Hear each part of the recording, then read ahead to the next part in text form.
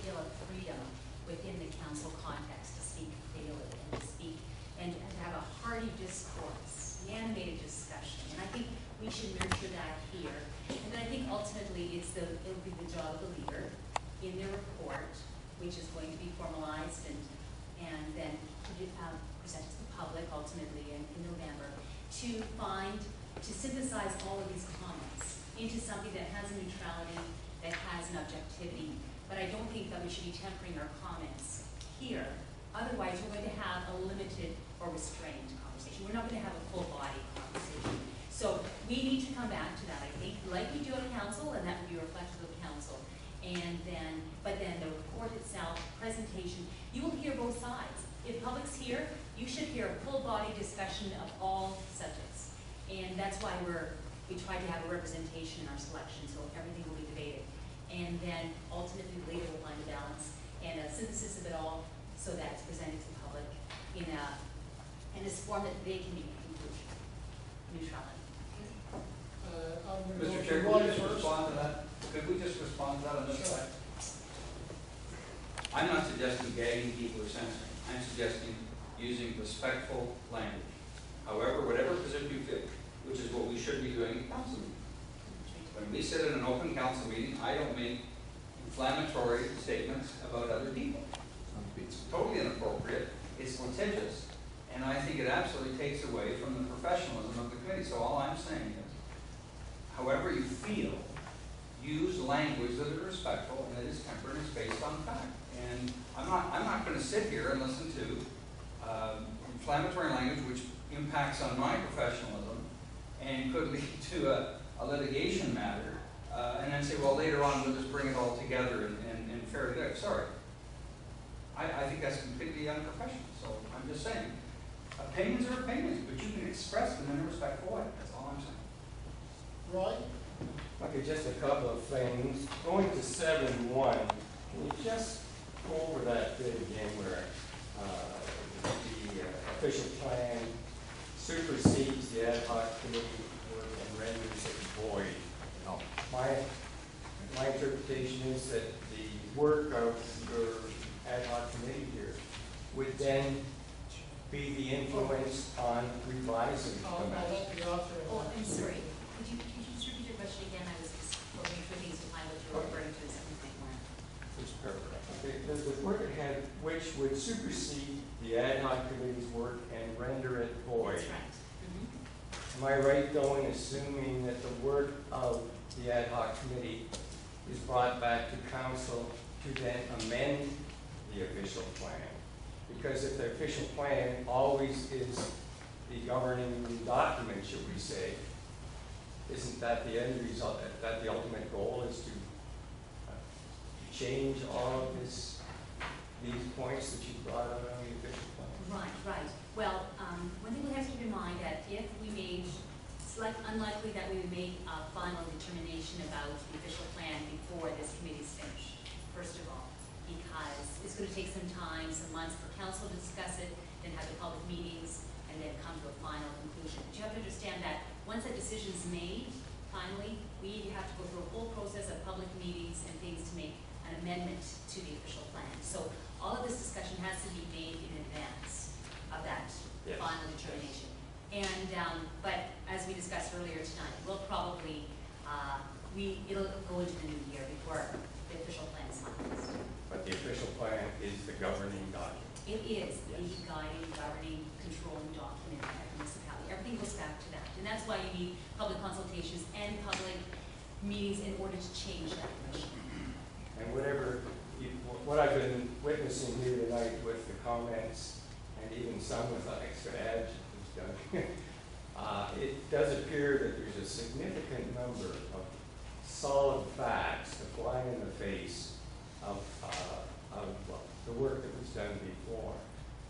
And I think that's what has to be done, is those facts, as Doug says, be presented forcefully. You know, as a layman, I look here and I look at that preliminary work being shoddy. And, you know, I got to come back and say, can we get our money back? Because that was pretty rotten work. Yes. Just listening to some of these comments here, and going through the chronology of events. May 9, 2008, the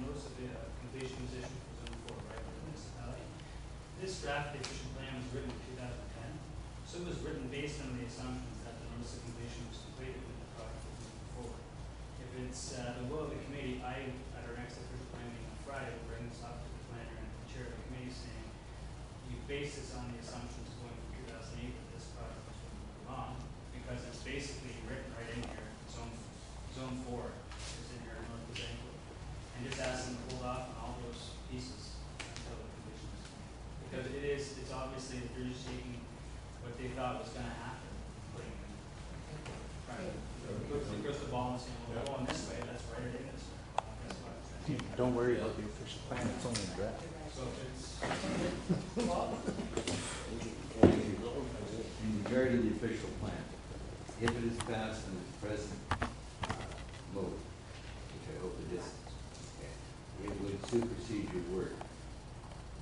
Because it's mandatory, it would be then mandatory in the official plan that you have to have sewers in the proposed sewer service area.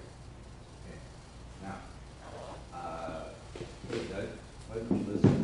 I am. The I council. always listen to you, Bob. Oh, yeah, All I believe you. This is what we were talking about before. The issue that council addressed at the last meeting was that they would remove all parts for discussion of sewers within the official plan. I think that's what David said a little earlier, and Doug concurred. If you do that, just about every section of the official plan contains mention of the sanitary sewers. Therefore, you have to delay the entire official plan until you're done and you review it. Now, the official plan is only, I think Doug used the term blueprint, and that's probably a good description. You use blueprint, right? See how it is? There you go. But that then becomes enforced by the zoning bylaw.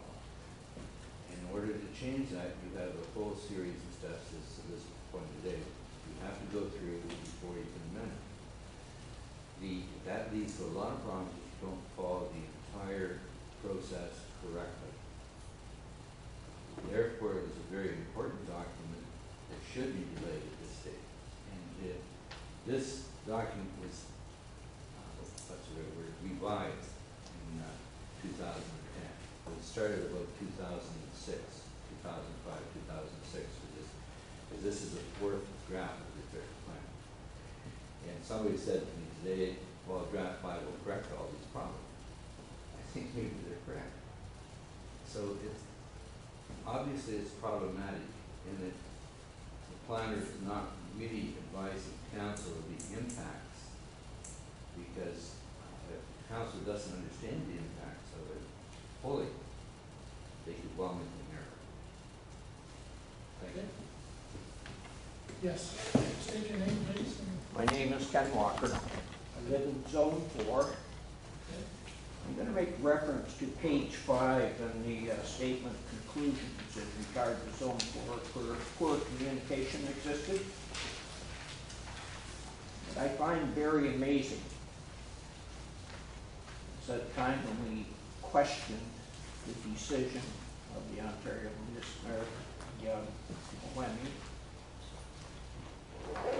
I just cannot understand how 7, 8 subdivisions, 2 of those subdivisions are larger than the town village of Arcona, could have been so conveniently overlooked and not included as being part of that Zone 4.